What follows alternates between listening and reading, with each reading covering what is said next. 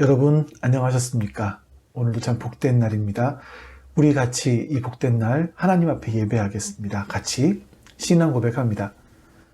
전능하사 천지를 만드신 하나님 아버지를 내가 믿사오며 그 외아들 우리 주 예수 그리스도를 믿사오니 이는 성령으로 잉태하사 동정녀 마리아에게 나시고 본디오 빌라도에게 고난을 받으사 십자가에 못 박혀 죽으시고 장사한 지 사흘 만에 죽은 자 가운데서 다시 살아나시며 하늘에 오르사 전능하신 하나님 우편에 앉아 계시다가 저리로서 산자와 죽은 자를 심판하러 오시리라. 성령을 믿사오며 거룩한 공회와 성도가 서로 교통하는 것과 죄를 사하여 주시는 것과 몸이 다시 사는 것과 영원히 사는 것을 믿사옵나이다. 아멘. 네, 여러분 오늘도 이 시간 같이 하나님을 찬송합니다. 같이 찬송하겠습니다.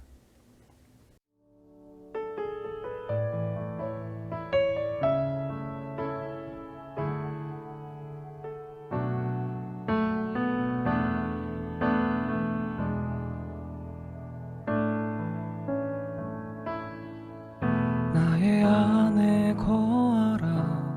나는 내 하나님이니 모든 환난 가운데 너를 지키는 자라.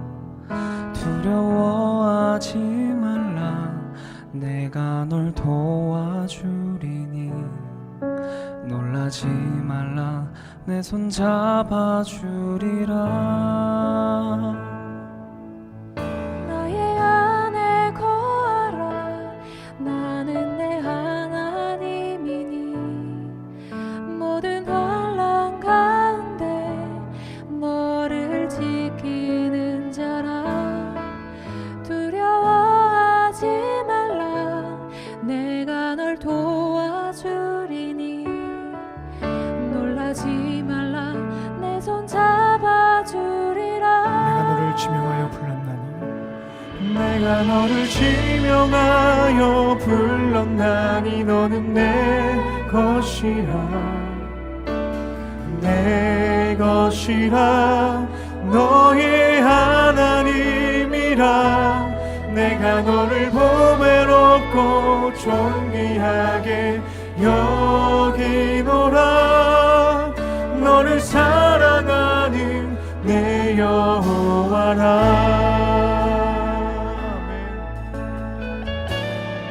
함께 고백합시다. 나의 안에 거하라. 나는 내 하나님이니 모든 환난 가운데 너를 지키는 자. 두려워하지 말라. 두려워하지 말라. 내가 널 도와주리니 놀라지 말라. 내 손 잡아주리라. 한 번 더 고백합시다. 나의 안에 거하라. 나의 안에 거하라. 나는 내 하나님이니 모든 환난 가운데 너를 지키는 자라. 두려워하지 말라. 내가 널 도와주리니 놀라지 말라. 내 손 잡아주리라. 내가 너를 지명하여 불렀나니 너는 내 것이라. 내 것이라. 너의 하나님이라. 내가 너를 보배롭고 존귀하게 여기노라. 너를 사랑하는 내 여호와라. 내가 너를 지명하여 불렀나니 너는 내 것이라. 내 것이라.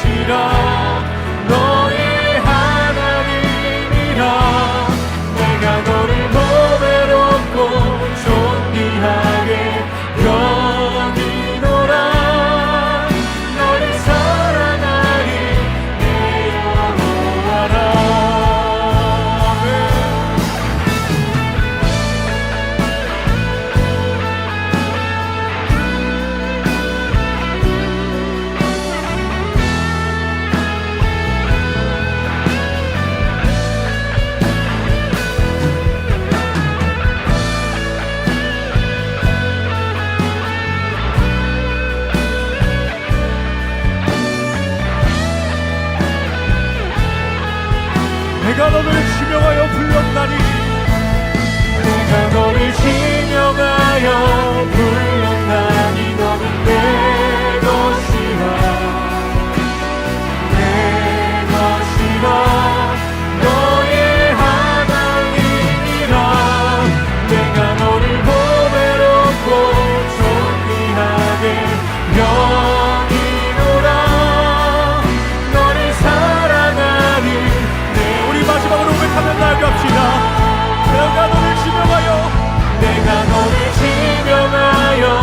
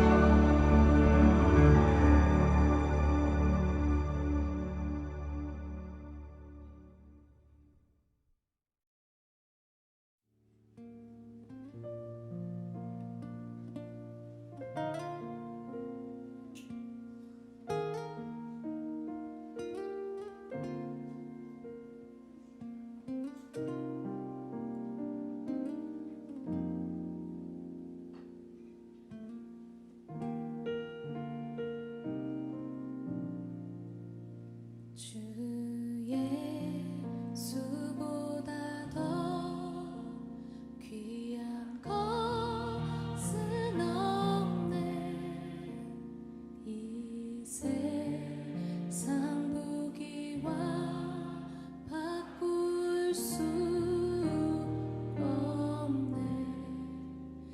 영축을 내 대신 돌아가신 그 놀라운 사랑 잊지 못해. 세상 즐거움 다 버리고 세상 찾는 나 버렸네. 주 예수보다 더 귀한 것은 없네. 예수밖에는 없네. 주 예수보다 더 주 예수보다 더 귀한 것은 없네.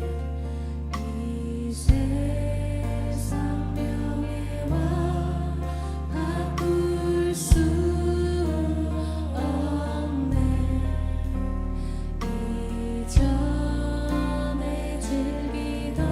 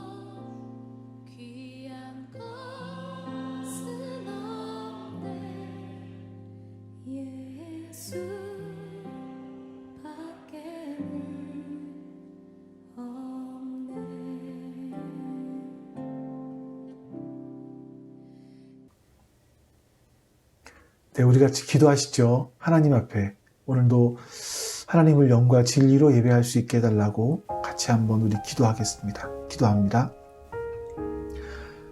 아버지 하나님 감사합니다. 선하신 하나님께서 오늘도 우리를 기억하시고 이렇게 주 앞에 나와서 예배할 수 있도록 도우시니 감사합니다. 하나님을 예배할 때 성령 하나님께서 우리와 함께 하시사 하나님의 거룩한 역사를 이루어갈 수 있도록 도와주시옵소서. 주님을 바라보며 주의 은혜를 바라보며 소망하며 나갈 수 있도록 역사하여 주시옵소서.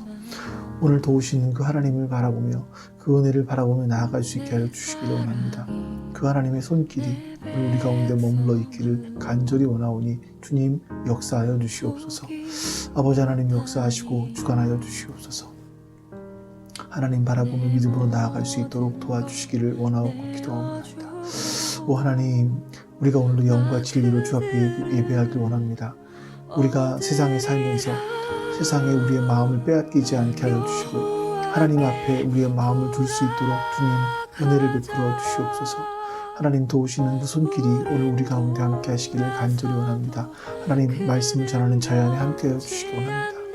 하나님 그래서 하나님을 생각하며 하나님의 은혜를 생각할 수 있도록 도와주시고 악한 마귀가 나지 못하도록 주님 역사하여 주시옵소서. 주님 역사하여 주시옵소서. 주님 역사하여 주시옵소서. 도와주시옵소서.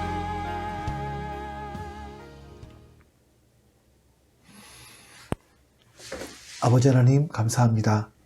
오늘도 하나님 앞에 예배합니다. 하나님 오늘 우리 예배를 기쁘게 받아주시옵소서. 우리가 영과 진리로 하나님을 예배할 수 있도록 도와주시옵소서. 말씀을 전하는 저에게도 주님께서 은혜를 베풀어 주셔서 하나님의 말씀을 전할 수 있도록 하나님의 마음을 말씀으로 전할 수 있도록 도와주시옵소서. 감사드리며 우리 주 예수 그리스도의 이름으로 기도하옵나이다. 아멘.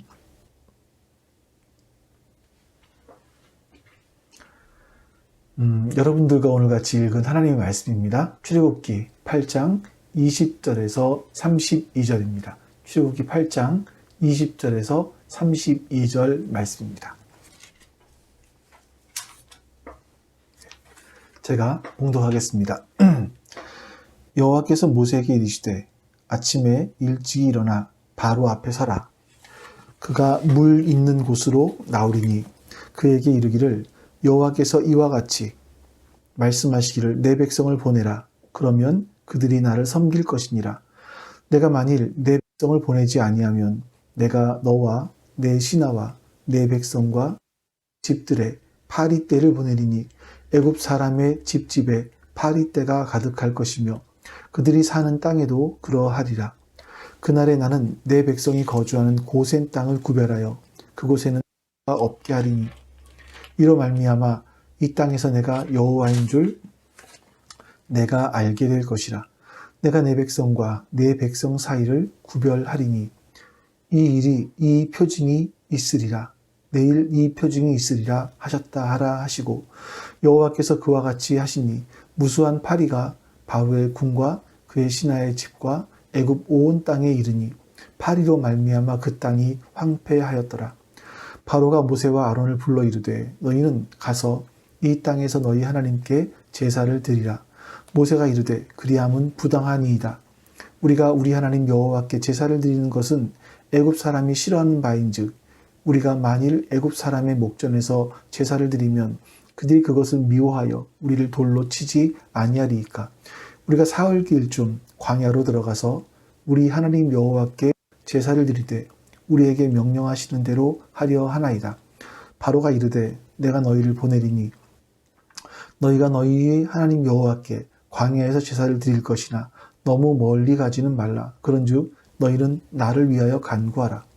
모세가 이르되 내가 왕을 떠나가서 여호와께 간구하리니 내일이면 파리떼가 바로와 바로의 신하와 바로의 백성을 떠나려니와 바로는 이 백성을 보내어 여호와께 제사를 드리는 일에 다시 거짓을 행하지 마소서 하고 모세가 바로를 떠나 나와서 여호와께 간구하니 여호와께서 모세의 말대로 하시니 그 파리떼가 바로와 그의 신하와 그의 백성에게서 떠나니 하나도 남지 아니하였더라. 그러나 바로가 이때에도 그의 마음을 완강하게 하여 그 백성을 보내지 아니하였더라. 아멘.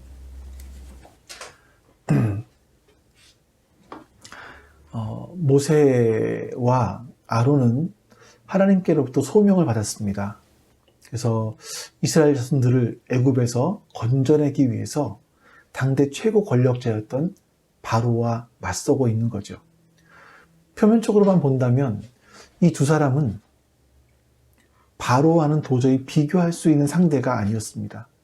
그럼에도 불구하고 모세가 바로에게 맞설 수 있었던 것은 바로 뒤에 있는 신은 이집트의 잡신들이었지만 모세 뒤에 있는 하나님은 천지 만물을 창조하시고 그 천지 만물을 다스리시는 분이기 때문입니다. 이스라엘 선들을 출애굽하게 해달라는 그 요청을 거부하는 바로와 그 애굽에게 내려진 첫 번째 재앙은 나일강이 피로 바뀌는 것이었습니다. 애굽 사람들은요, 나일강을 지키는 신이 있는데 그 신의 이름이 크눔이라고 생각을 했습니다. 그리고 그 나일강을 통해서 풍성한 결실을 맺게 해주는 신을 하피 신이라고 생각을 했습니다. 그러나 그 애굽 강물이 피로 변함을 통해서 애굽에 나일강을 준 것도 하나님이시고 또한 풍성한 결실을 주시는 것도 크눔이나 하피가 아니라 여호와 하나님이심을 선포하고 있는 겁니다. 두 번째 재앙은 개구리 재앙입니다. 애굽 사람들은요, 풍요와 다산의 상징으로 개구리의 형상을 한 헤크트 신을 여신을 섬겼습니다. 그러니까 애굽 사람들은 그래서 개구리가 신성하다라고 생각을 했죠. 근데 하나님께서는 그렇지 않다. 그것이 틀렸다. 너희에게 생명을 주고 자식을 잉태케 하고 낳게 하는 것은 하나님이시다라는 걸 보여주기 위해서 하신 것이 두 번째 재앙이었습니다. 나일강의 강에 살던 개구리들이 애굽을 온통 다 뒤덮었습니다. 바로 사는 왕궁 침대이고 침대 위에까지, 심지어 바로가 밥을 먹는 밥그릇까지 다 개구리들이 올라왔습니다. 원래 개구리들은 물가에 살도록 지음받았죠. 개구리가 사람을 보면 당연히 피하게 되어 있습니다. 그런데 그 개구리들이 사람이 사는 곳까지 오고 사람을 피하지 않고 사람에게 기어 오르는 자체가 이미 그것이 심각한 재앙입니다. 자, 그럼에도 불구하고 바로는 마음을 바꾸지 않습니다. 세 번째 재앙은 티끌이 이가 되는 재앙이었습니다. 이 이라는 단어가 이로 번역되기도 하고 모기로 번역되기도 합니다만 이것이 애굽의 하늘을 다스린다고 하는 호르스라는 신에 대한 심판으로 여겨집니다. 즉 애굽의 하늘을 다스리는 것은 호르스라는 신이 아니라 하나님이시라는 것을 여기서 보여주고 계신 거죠. 자, 오늘 본문은 네 번째 재앙입니다. 우리 20절에서 21절 말씀을 좀 같이 읽어보도록 하겠습니다. 여호와께서 모세에게 이르시되 아침에 일찍이 일어나 바로 앞에 서라. 그가 물 있는 곳으로 나오리니 그에게 이르기를 여호와께서 이같이 말씀하시기를 내 백성을 보내라. 그러면 그들이 나를 섬길 것이니라. 내가 만일 내 백성을 보내지 아니하면 내가 너와 내 신하와 내 백성과 내 집들의 파리떼를 보내리니 애굽 사람의 집집에 파리떼가 가득할 것이며 그들이 사는 땅에도 그러하리라. 네 번째 재앙은 바로 파리 재앙입니다. 여기서 우리가 그냥 파리라고 번역을 해놓았는데 이건 집파리, 그런 음식의 찌꺼기를 먹고 사는 그런 집파리를 말하는 것이 아니라 사람을 무는 파리로 보입니다. 그래서 이제 이 이집트의 재앙을 이야기할 때에 시편 78편 45절에 보면 이 출애굽의 역사를 더듬는 노래에서 이 재앙을 이렇게 이야기합니다. 쇠파리 떼를 그들에게 보내어 그들을 물게 하시고 개구리를 보내어 해하게 하셨으며, 그러니까 파리들이 음식물을 빤다라고 말하지 않고 사람들을 물게 했다라고 표현을 하죠. 그러니까 쇠파리, 등에 이런 거겠죠? 사전을 보니까 뭐 등에는 한 2cm, 2.4에서 3cm 가량 됩니다. 그리고 소나 말이나 사람에게 달라붙어서 피를 빨아먹는다고 하죠. 그러니까 이 쇠파리 같은 경우, 등에 같은 경우는 아주 사람을 고통스럽게 하는 바로 그런 파리들을 말하는 겁니다. 이렇게 파리가 공격을 하는데 특별하게 이 파리 때 공격을 받지 않는 곳이 있었다라고 말하죠. 22절, 23절입니다. 그날에 나는 내 백성이 거주하는 고센 땅을 구별하여 그곳에는 파리가 없게 하리니 이로 말미암아 이 땅에서 내가 여호와인 줄을 내게 알게 될 것이라. 내가 내 백성과 내 백성 사이를 구별하리니 내일 이 표징이 있으리라 하셨다 하라 하시고, 하나님께서 말씀하시는 게 이겁니다. 이스라엘 자손들이 살고 있는 고센 땅에는 파리가 없을 것이다. 파리떼가 없을 것이다 라고 말씀하십니다. 자, 여러분 한번 생각을 해보십시오. 이스라엘 자손들이 지금 애굽 땅에서 노예살이를 하고 있습니다. 그리고 그 애굽이라는 곳은 온갖 다신을 섬기는 그런 문화와 종교가 가득했던 곳입니다. 다신을 섬겼기 때문에 거대한 신전들이 굉장히 많이 있었고요. 근데 거기 그 신전들에 비하면 이스라엘 자손들은 정말 너무나 초라해 보였을 겁니다. 그들이 그 신전들을 볼 때마다 압도당했을 겁니다. 근데 이스라엘 백성들은요, 성전 하나 없죠. 하나님을 상징하는 그 아무런 형상조차 없었습니다. 하지만 하나님은 그곳에서도 하나님 되심을 보여주고 계십니다. 이 말씀을 잘 보면 하나님께서 21절에서 하나님께서 땅을 구별하십니다. 애굽 사람들이 사는 지역, 땅, 하나님 백성들이 머물러 있는 땅 구별하시죠. 그래서 애굽 사람들이 사는 땅에는 이 파리떼가 갈 것이고, 또 이스라엘 사람들이 사는 고센 땅에는 파리떼의 피해가 없을 것이다. 하나님께서 고센 땅은 재앙과 저주로부터 보호하신다라는 겁니다. 그리고 23절을 보시면 오늘 설교의 제목이기도 한 너의 백성과 내 백성을 구별하겠다 라고 말씀하세요. 이 구별이라는 단어가 속량이라는 단어와 같습니다. 몸값을 지불하고 자유롭게 한다라는 뜻입니다. 하나님께서 히브리 노예들을요, 그 노예들을 이 재앙과 사망의 그림자가 드리워진 가운데서 하나님께서 몸값을 지불하고 그들을 자유롭게 하셨다라는 거예요. 구별입니다. 이게 구별입니다. 여러분 잘 생각해 보십시오. 이 구별이 이들이 처음에 요셉을 따라서 이집트 땅에 들어갔을 때 요셉은 고센 땅을 그들이 살게 하도록 했습니다. 고센 땅은 목초지가 많아서 그 양을 치는 사람들에게 좋았거든요. 하지만 농사를 짓는 이집트 사람들에게는 필요가 없는 땅이었습니다. 그래서 이 고센 땅이라고 하면 가장 이집트 사람들이 천하게 생각하는 목축업자들이 모여 사는 땅이라고 이집트 사람들은 생각을 했습니다. 자기들은 그 천한 땅에 가지 않았습니다. 그러니까 애굽 사람들의 시각과 인식에서 고센 땅이라는 곳은요, 그 이집트의 고귀한 사람들이 가지 않고 노예들이나 사는, 아니면 양을 치는 목동들이나 사는 아주 천박한 곳이라고 이렇게 이집트 사람들이 스스로가 구별해 놓은 겁니다.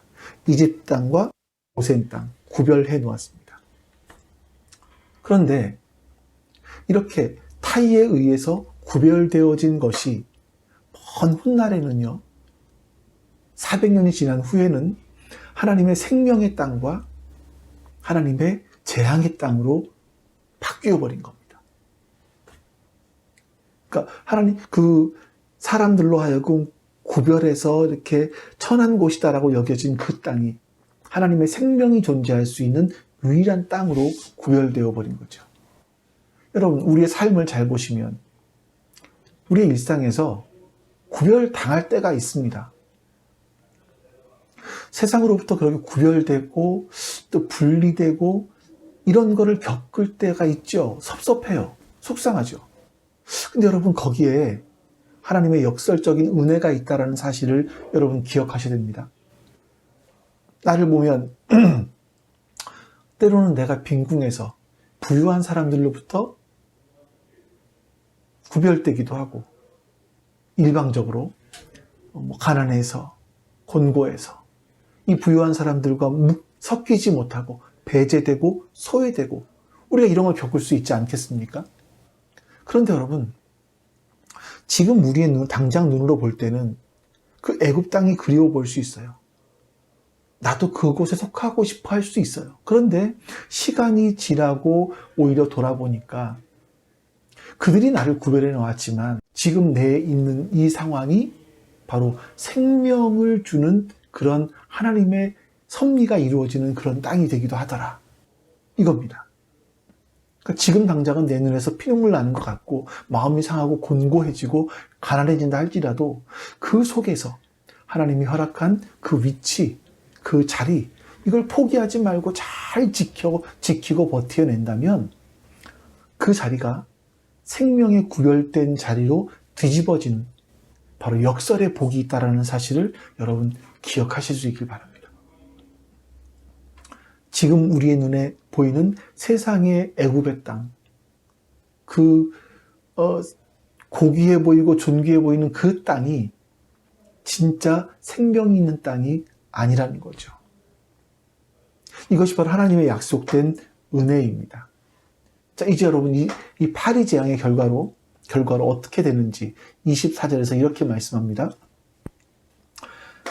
여호와께서 그와 같이 하시니 무수한 파리가 바로의 궁과 그의 신하의 집과 애굽 온 땅에 이르니 파리로 말미암아 그 땅이 황폐하였더라.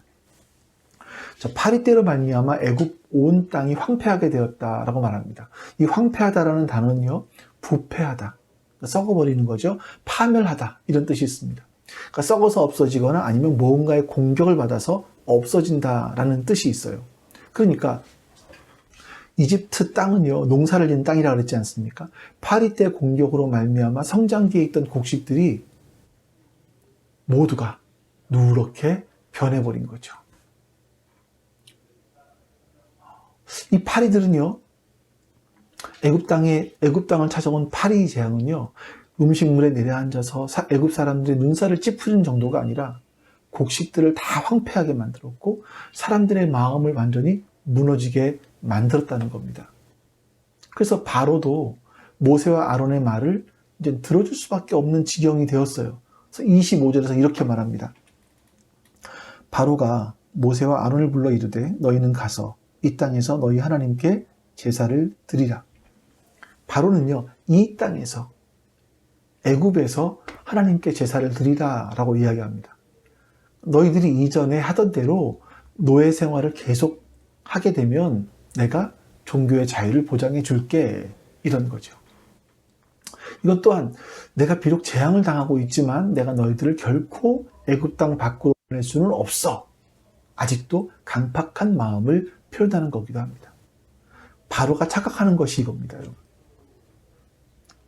자기가 왕이기 때문에 자기는 마음 먹은 대로 모든 것을 할 수 있다라고 생각을 하는 거예요. 모세 뒤에 계시는 하나님도 자기 마음대로 조정할 수 있다라고 생각을 하는 거죠. 22절에서 하나님께서 고센 땅에 파리가 없게 하시겠다고 하시면서 이 땅, 애굽에는 내가 파리가 있게 해서, 파리의 재앙이 있게 해서 너희들이 내가 여호와인 줄 알게 하겠다라고 말씀하십니다. 다시 말하면 애굽 땅 역시 하나님의 다스림 속에 있다라는 것을 보여주겠다라고 말씀하시는 거죠. 그러나 바로는 너희는 가서 이 땅, 애굽에서 하나님께 제사를 드리라라고 말합니다. 왜냐하면 이 땅은 내 땅이라고 생각하기 때문에, 내 마음대로 내가 다스릴 수 있다라고 착각하고 있기 때문에 그렇습니다. 여러분, 우리 역시 바로처럼 참 여러 가지 착각들을 많이 합니다. 나 자신, 내 생명, 내 자식, 내 부모, 내 소유, 내 재능, 이런 것들이 내 거라고 생각을 해요. 내 마음대로 할 수 있다라고 생각을 합니다. 근데 해보니까 되시던가요? 나 자신이 내 마음대로 되나요? 내 생명, 내 자식, 내 부모, 내 소유가 내 마음대로 되나요? 안 됩니다. 왜냐하면 내 것이 아니기 때문이죠. 우리의 인생에 일어나는 크고 작은 비극의 시작은 내 것이 아닌데 내 것이라고 착각을 하기 때문입니다. 우리에게 있는 모든 것은요, 하나님께서 우리에게 제대로 관리를 하라고 맡겨주신 것이죠. 그래서 우리가 그걸 겸손하게 인정하고 그걸 제대로 갖고 가려고 하는 것이 우리 인생의 지혜입니다. 이게 바른 삶의 자세이죠. 이렇게 한번 생각을 해볼까요? 대통령이 나에게 강아지를 한 마리 주면서 내가 이 강아지를 언젠가 찾으러 올 테니까 잘 좀 돌보아 달라고 부탁을 했습니다. 그럼 여러분들은 그 강아지를 어떻게 하시겠습니까?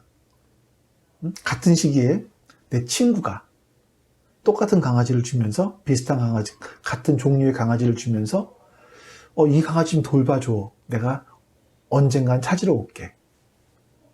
여러분, 대통령이 맡긴 강아지와 내 친구가 맡긴 강아지가 동일할까요?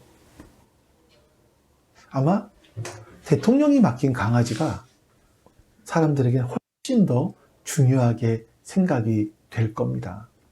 그러니까 여러분, 누가 맡겼느냐에 따라서 같은 강아지일지라도 내가 먹이는 가치는 동일하지 않습니다.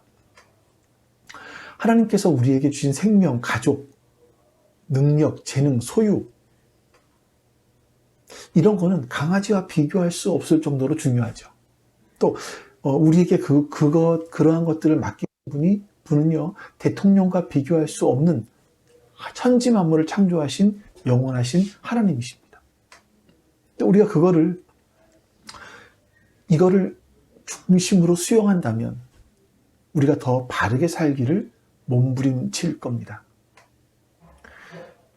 너희들이 예배 드리는 건 좋은데 나가지 말고 이 땅에서 예배를 드리라. 이렇게 제안한 바로의 말에 모세가 이렇게 답을 합니다. 26절, 27절입니다. 모세가 이르되 그리함은 부당하니이다. 우리가 우리 하나님 여호와께 제사를 드리는 것은 애굽 사람이 싫어하는 바인즉 우리가 만일 애굽 사람의 목전에서 제사를 드리면 그들이 그것을 미워하여 우리를 돌로 치지 아니하리이까. 우리가 사흘길쯤 광야로 들어가서 우리 하나님 여호와께 제사를 드리되 우리에게 명령하시는 대로 하려 하나이다. 자, 애굽 땅에 드릴 수 없다고 바로 모세가 단호하게 말을 하죠.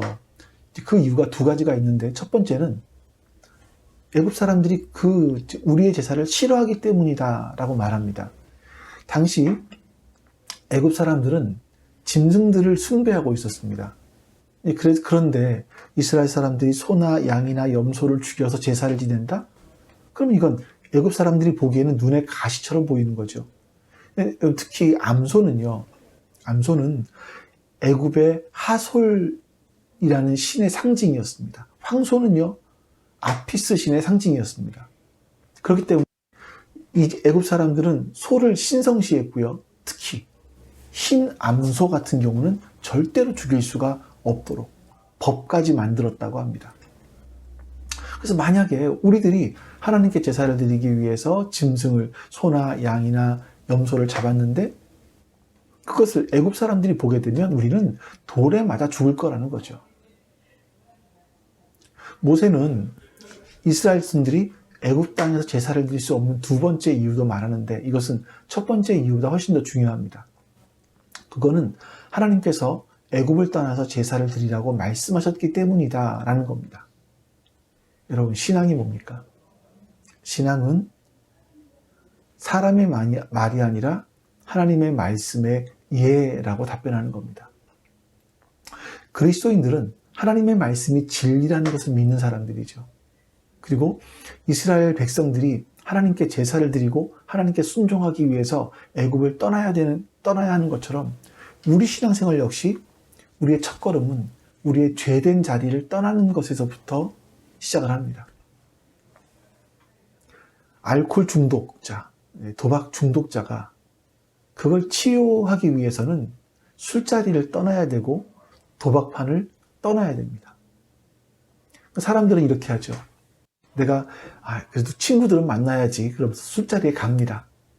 내가 오늘은 어저께 먹었던 것의 절반밖에 안 먹을 거야. 나는 내가 어저께 베팅했던 거에 절반밖에 안 할 거야. 이러면서 차츰차츰 줄여가겠다고 말하지만 그거는 안 되죠. 평생 그렇게 사는 것은 평생 그것들의 노예가 되는 것을 자초하는 길입니다. 우리는 애굽을 떠나서 하나님께 제사를 드릴 수밖에 없습니다. 이렇게 모세가 단언하여 말하는 겁니다.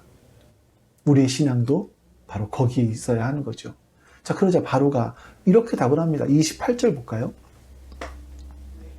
바로가 이르되 내가 너희를 보내리니 너희가 너희 하나님 여호와께 광야에서 제사를 드릴 것이나 너무 멀리 가지는 말라. 그런즉 너희는 나를 위하여 간구하라. 자, 여기서 보면 바로가 이제 이 땅에서 제사를 드려야 한다라는, 여기서 이제는 멀리는 가지 말라, 이런 조건으로 좀 말을 바꿉니다. 마음이 좀 바뀌었습니다. 그리고 더 한 가지가 더, 자기를 위해서 기도해 달라라고 해요. 이것이 여러분, 바로가 정말 마음이 바뀌었기 때문에 이렇게 말하는 것이 아니라, 마음이 바뀌어서 하나님을 중심으로 섬기려고 이렇게 말하는 것이 아니라, 어떻게든지 빨리 이 파리떼가 애굽에서 물러가게 해주기를, 그래서 고통을 좀 덜하게 해주기를 바랐기 때문입니다. 이런 말들은 우리가 참 처음 예수를 믿는 가정에서 많이 듣는 얘기죠. 자녀가 교회를 나가면 뭐 부모님들이 신앙을 극구 반대합니다. 집안에는 한 종교가 있어야 된다는 등 뭐 여러 가지 이야기들을 합니다. 근데 그럼에도 불구하고 굽히지 않으면 또 이런 말, 요즘에는 이런 말도 하겠죠. 야, 꼭 교회를 가서 예배를 드려야 돼? 그래야만 예배냐?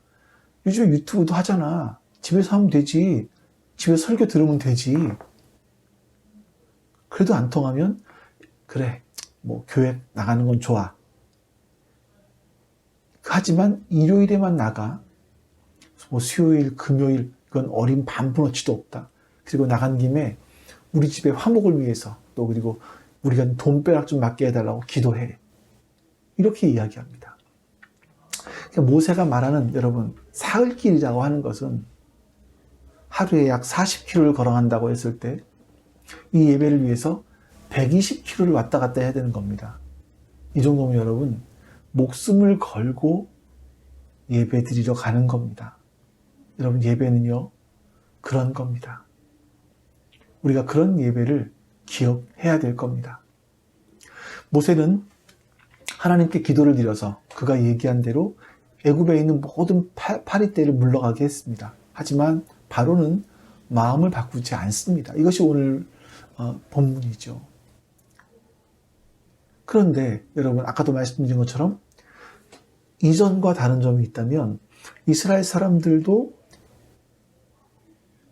애굽 사람들과 똑같이 고통을 겪었는데, 이전까지는요. 이번부터는 고센에 사는 사람들에게는 이 재앙이 면하게 된다라는 겁니다. 우리 아까 읽었던 22절, 23절 다시 한번 읽어볼게요. 그날에 나는 내 백성이 거주하는 고센 땅을 구별하여 그곳에는 파리가 없게 하리니 이로 말미암아 이 땅에서 내가 여호와인 줄을 내가 알게 될 것이라. 내가 내 백성과 내 백성 사이를 구별하리니 내일 이 표징이 있으리라 하셨다 하라 하시고, 하나님께서 애굽에 내린 재앙이 10가지인데요. 그냥 심한 것 한 몇 가지만 해도 되지 않겠습니까? 아니면 처음부터 장자, 처음부터 마지막 재앙인 장자를 죽이는 재앙을 바로 내렸으면 바로가 처음부터 마음을 바꾸지 않았을까? 왜 하나님은 이렇게 길게 많은 재앙을 내리시는 겁니까? 이 10가지 재앙이 누구를 위한 겁니까?